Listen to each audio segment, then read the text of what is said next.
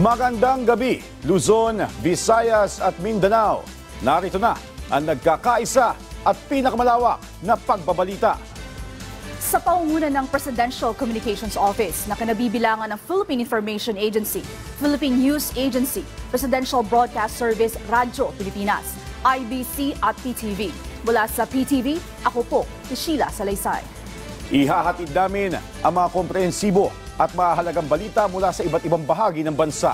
Mula sa PTV, ako po, si Joshua Garcia. Ito ang Balitang Pambansa.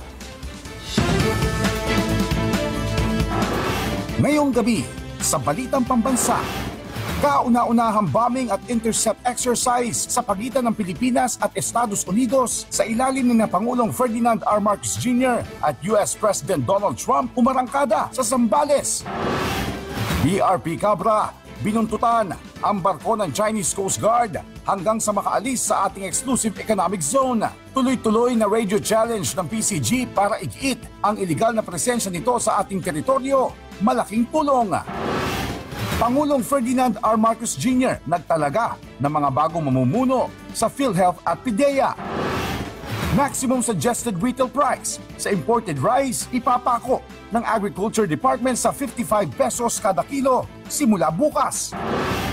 At Pangulong Marcos Jr. nagpaalala sa publiko na magbayad ng buwis. Pagbabayad ng buwis, bahagi ng pag-unlad. Una po sa ating mga balita, nakabantay ngayon ang maritime at aerial asset ng Armed Forces of the Philippines sa 3 barko ng People's Liberation Army ng China na nakita sa loob ng Exclusive Economic Zone ng Pilipinas. Ang detalye sa Balitang Pambansa ni Patrick De Jesus. Binuntutan ng mga maritime at aerial asset ng Armed Forces of the Philippines ang 3 barko ng People's Liberation Army o PLA Navy ng China na namataan sa loob ng archipelagic waters ng Pilipinas. Kabilang dito ang Renhai-class cruiser guided missile, Fuji-class replenishment oiler at Jiangkai-class frigate. Simula noong February 1 na monitor ang mga warship ng China na dumaan sa bahagi ng Cuyo Island sa Palawan patungong Basilan Strait at isa rito ay nanggaling sa Bajo de Masinloc.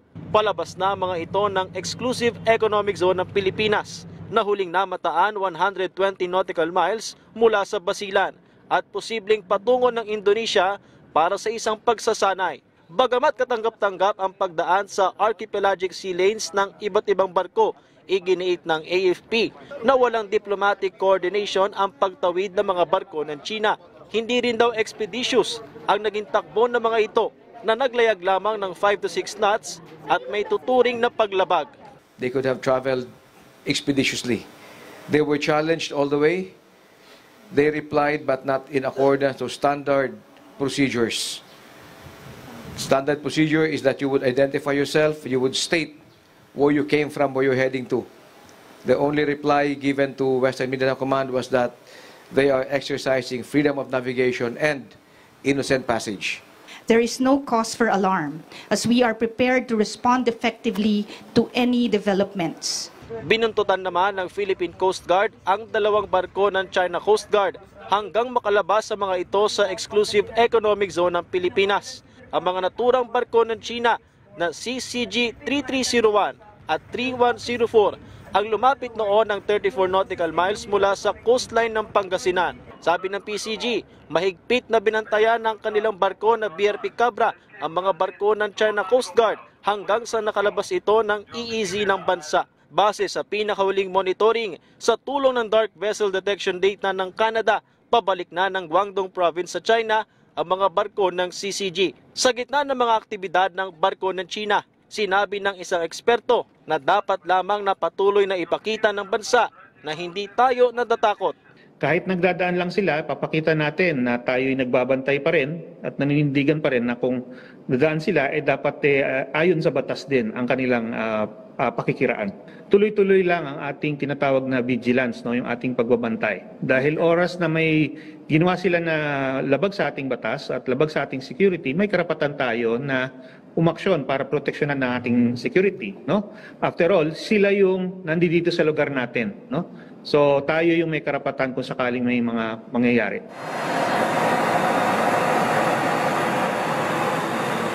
Samantala, lumipad sa bahagi ng West Philippine Sea ang dalawang B-1 bomber aircraft ng US Pacific Air Force.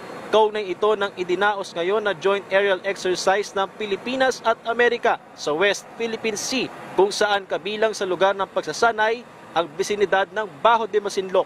Lumipad naman para sa Philippine Air Force ang tatlong FA-50 fighter jet at kabilang sa sinanay ang Air Patrol at Air Intercept. As for us, we are doing this training based on international rules-based order and based on protocol. So we will just continue on regardless of the action of other foreign actors. Sabi ng PAF, walang naging radio challenge at wala ring namataan ng aircraft ng China sa kasagsagan ng pagsasanay. Mula sa People's Television Network, Patrick De Jesus para sa Balita Pambansa. Ikinatuwa ng isang maritime expert ang pahayag ni Pangulong Ferdinand R. Marcos Jr. kamakailan tungkol sa issue ng West Philippine Sea. Maaalalang nanindigan at nanawagan si Pangulong Marcos Jr. sa China na kung ayaw nitong ibalik ng Pilipinas ang US Typhoon missile system, dapat itigil rin ng China ang panghaharas sa mga Pilipino sa West Philippine Sea. Ayon kay University of the Philippines Professor J. Batong Bakal, nagkaroon ng temporary US Typhoon missile sa lugar dahil sa pambubuli at panggigipit ng China sa mga mangingisdang Pilipino.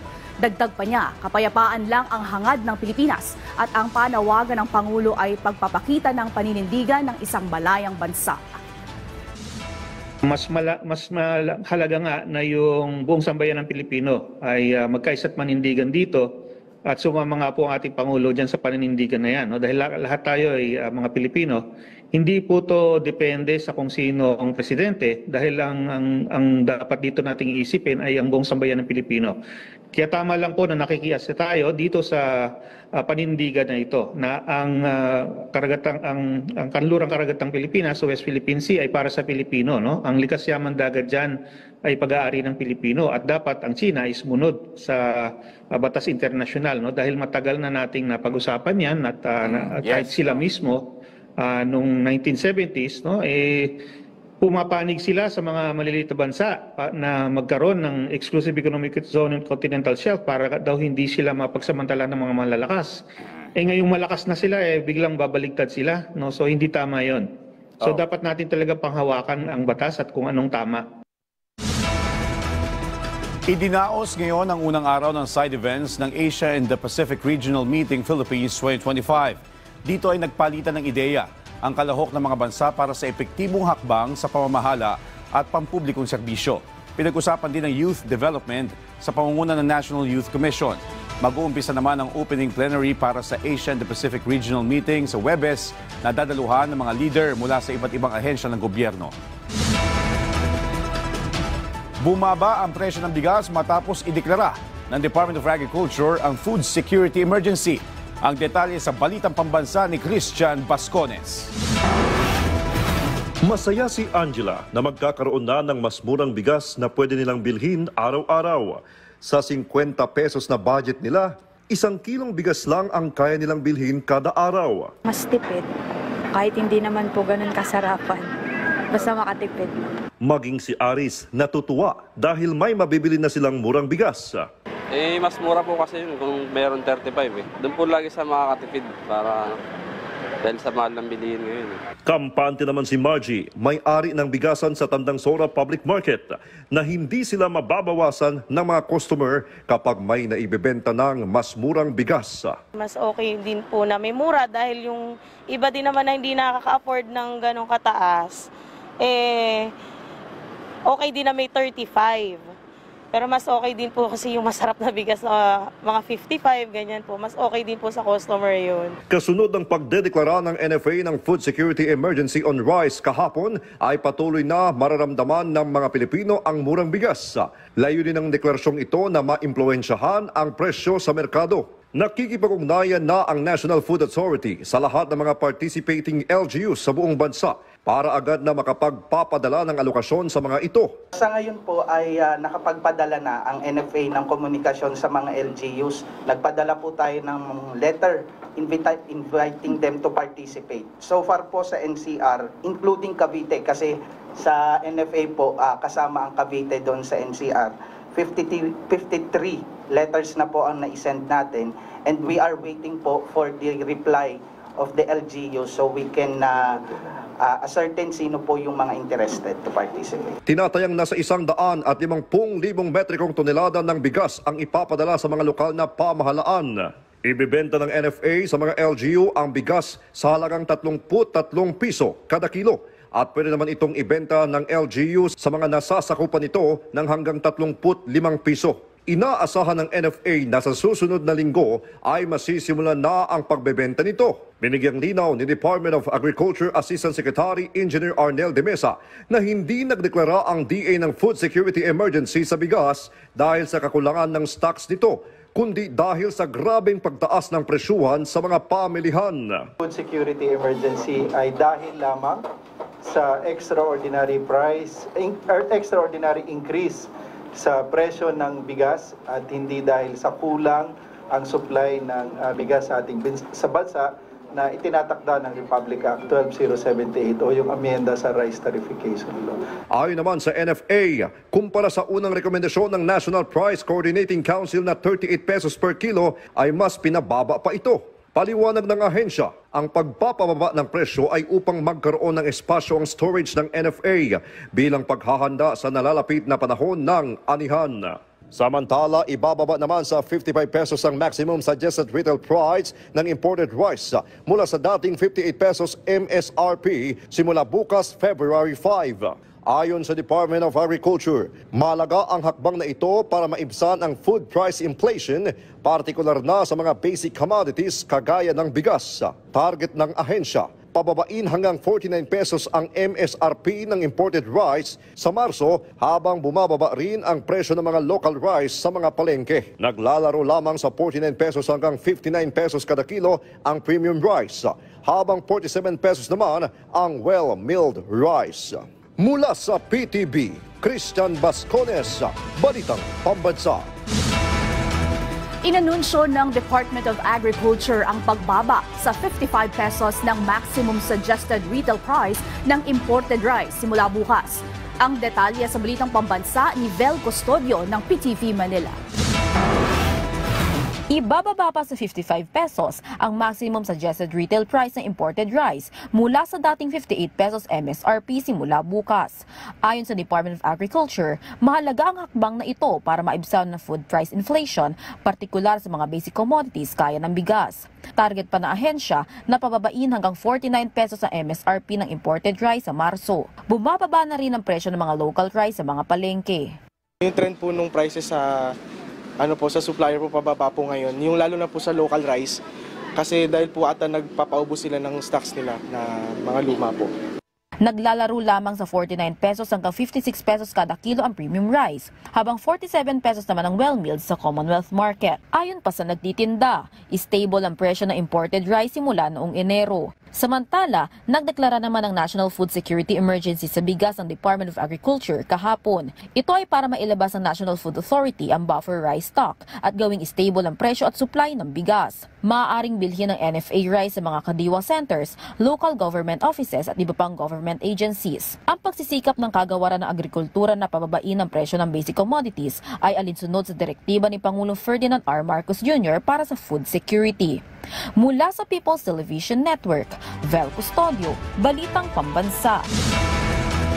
Itinalaga ni Pangulong Ferdinand R. Marcos Jr. si Dr. Edwin Mercado bilang Presidente at Chief Executive Officer ng PhilHealth.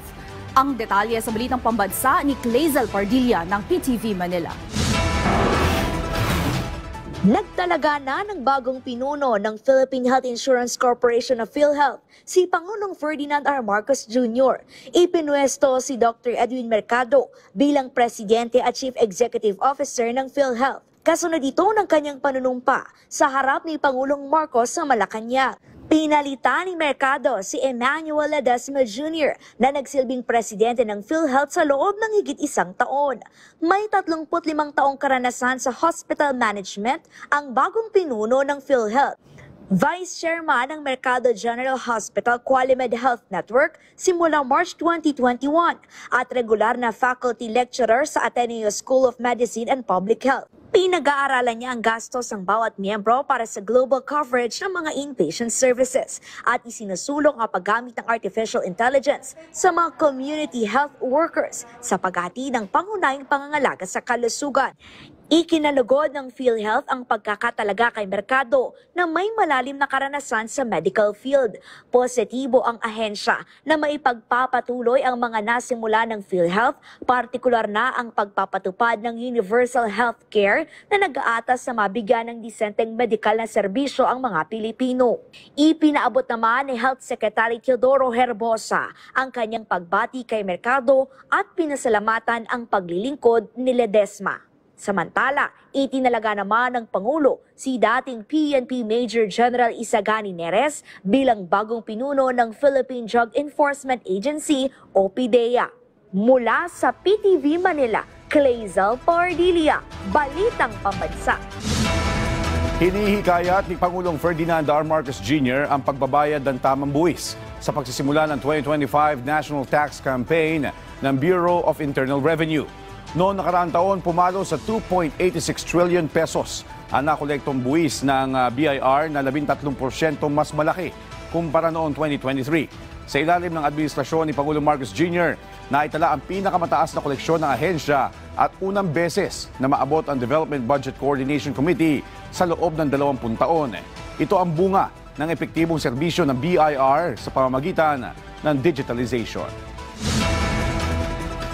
Inilabas na ni Pangulong Ferdinand R. Marcos Jr. ang Executive Order No. 82 na muling bumubuo sa mga Regional Development Council para mapabilis ang pagpapaunlad ng bawat rehiyon sa bansa.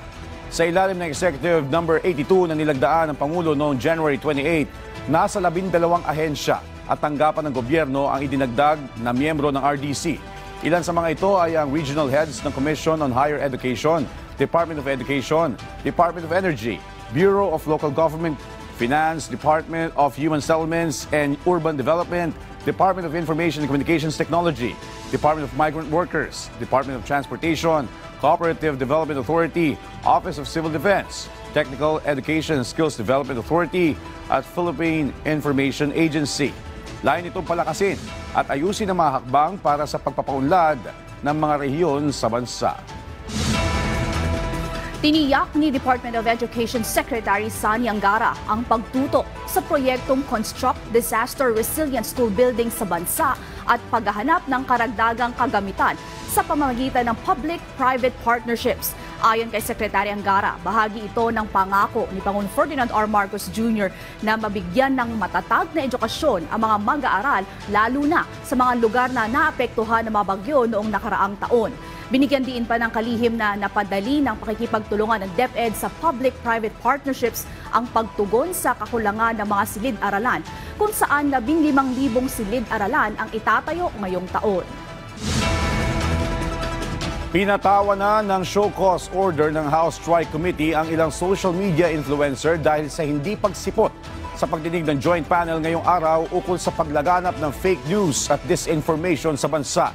Ayon kay Surigao del Norte 2nd District Representative Robert Ace Barbers, hindi nila sinusupil ang freedom of expression ng social media influencers sa bansa, kundi nais lang nilang magkaroon ng kaayusan at tamang sistema sa social media para maiwasan na ang paglaganap ng maling impormasyon online.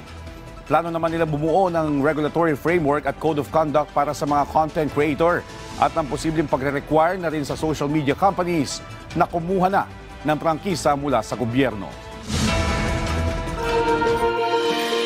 Hindi naging madali ang pinagdaanan ng ibang magsasaka para makuha ang lupa na nakalaan para sa kanila. Matatandaan na naging sentro ng kontrobersiya ang sinapit na mga agrarian farm beneficiaries mula sa Barangay Kurilang, President Roas, Probinsya ng Capiz, nang harangin, guluhin at pagbabarilin ng mga armadong tauhan ng Nemesio Tandan Holdings.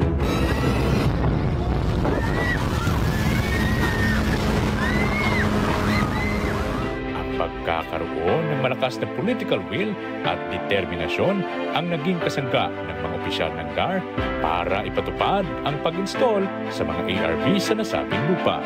Mga kooperatiba, nag-umpisa ini sa walang-wala gid.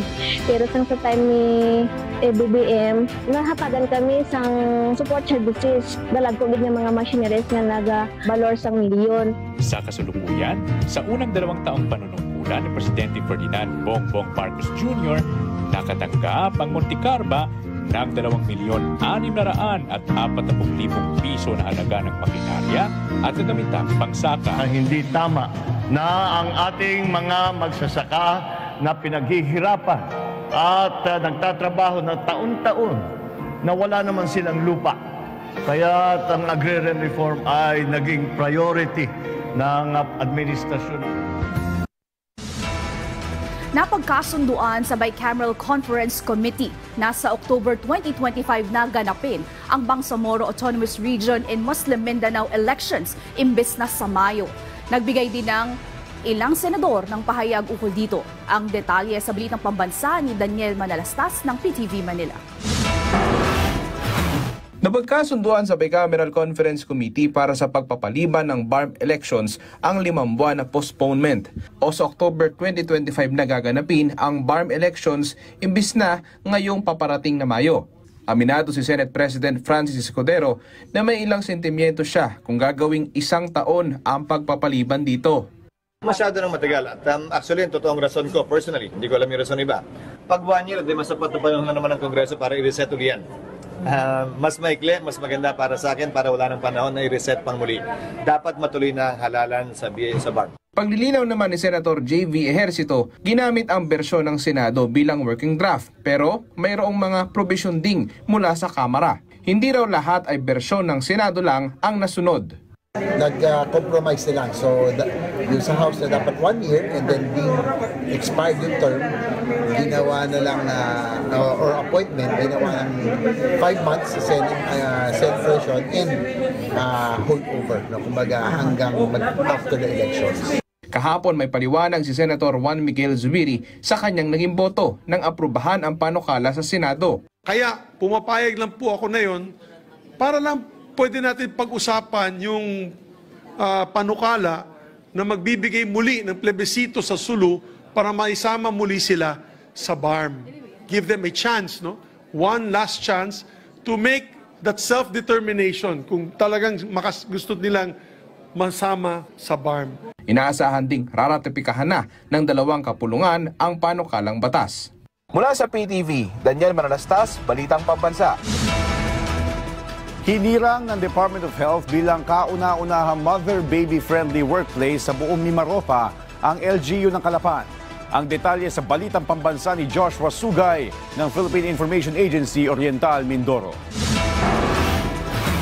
Hinirang ng Department of Health ang local government unit ng Calapan bilang kauna-unahang mother-baby-friendly workplace sa buong rehiyon ng Mimaropa sa ilalim ng LGU category. Kaugnay ito ng pagpasa ng pamahalang panlungsod sa ebalwasyon na isinagawa ng DOH. Kabilang sa mga kriteria na tiningnan upang hirangin ang isang LGU na mother-baby-friendly workplace ay kinakailangan na mayroon lactation station. Siyempre po kailangan ay ma-meet po natin yung minimum standards po ng isang lactation station. No? Kailangan po meron din ng storage. Andun po yung ating guidelines kung paano gamitin yung ating lactation station. Tapos doon po kailangan ay yun nga po may cooling na storage or refrigerator para po doon i-imbak ng ating mga employees, yung ating mga lactating moms, yung kanilang mga expressed breast. Ayon naman kay City Nutrition Action Officer Glenda Raquepo, pinagplanuhan ng lokal na pamahalaan na lagyan ng lactations ang bawat pasilidad sa lungsod, mapapubliko man o pribado. Ito'y katumbas ng 70% ng mga barangay sa lungsod upang pumasa sa pamantayan ng DOH. Katulad ng marketplace, dapat meron din sa lactation station, yung mga malls, although may mga existing na rin tayo sa mga malls. Ang mga bangko dito sa Calapan, ay minomonitor din namin, in-encourage din namin na magkaroon din ng lactation station. Patuloy ang isinasagawang mga hakbang ng pamahalaang lungsod ng Calapan upang maisiguro na ang karapatan ng mga nanay at sanggol ay napoprotektahan. Mula sa Philippine Information Agency Oriental Mindoro, Joshua Sugay para sa Balitang Pambansa. Naghatid ng pag-asa at inspirasyon sa mga bata sa Barangay Peñaranda, Cabasalan, Zamboanga, Sibugay ang mga bagong silid-aralan na naipatayo ng Department of the Interior and Local Government. Ang detalye sa Balitang Pambansa ni Glenn K. Peñalosa ng Philippine Information Agency, Zamboanga. Mas komportable at sabik na ngayong pumasok sa paaralan ang mga mag-aaral ng Peñaranda Elementary School sa Barangay Peñaranda, Cabasalan, Zamboanga, Sibugay. Isa sa mga liblib na lugar na naapektuhan ng inserensiya sa Zamboanga Peninsula. Ayon sa mga guro, ang bagong mga silid-aralan na may kumpletong pasilidad ang nagbibigay ng mas magandang karanasan sa pag-aaral para sa mga bata. 100.1% conducive learning for learners na gyud siya. Apila ang teachers kay na siya kuan po teacher's table, chair sa teacher, okay na jud kay siya. Sa kabuang pondong 6.6 million pesos, 2 gusaling pampaaralan na may kumpletong pasilidad ang naipatayo mula sa proyekto na Support to the Barangay Development Program ng Department of the Interior and Local Government. Dahil dito, bumaba ang bilang ng mga estudyanteng lumiliban sa klase habang mas nagpakita ng sigasig sa pag-aaral ang mga bata. Dili na jud pareha sa una nga kaagi pa migtulo sa libo, dili na jud kaagi, lindot na jud kayong room karon. Salamat kayo.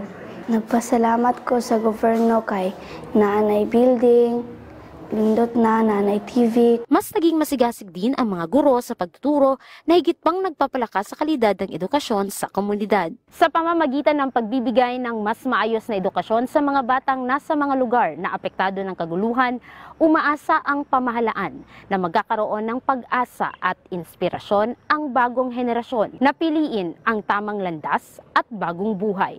Mula sa Philippine Information Agency Zamboanga, Glenn K. Peñalosa para sa Balitang Pambansa. Formal na inilunsad ang kauna-unahang Wave Flume Laboratory sa Ilocos Norte na makatutulong sa mga itatayong proyekto para protektahan ang mga coastal community. Ang detalye sa Balitang Pambansa ni Rani Dorilag ng Radyo Pilipinas, Lawag. Isa ang seawall na ito sa Pagudpud, Ilocos Norte sa mga ininspeksyon ni Pangulong Ferdinand Marcos Jr. matapos na masira dahil sa bagyong Marce noong nakaraang taon. Yan ang naisolusyonan ng kauna-unahang Wave Flume Laboratory na inulunsad ng Department of Science and Technology at Mariano Marcos State University sa Batac City. Sa pamamagitan ng Coastal Engineering, mapapatibay ang mga proyekto ng pamahalaan para maprotektahan ang coastal communities. Facility to actually serve the purposes of research, extension and services in the field of coastal engineering, particularly in the design, development and maintenance of our coastal infrastructure and flood defenses as was explained. At para hindi masayang ang pondo ng pamahalaan, susubukan muna sa naturang pasilidad ang mga pinaplanong proyekto.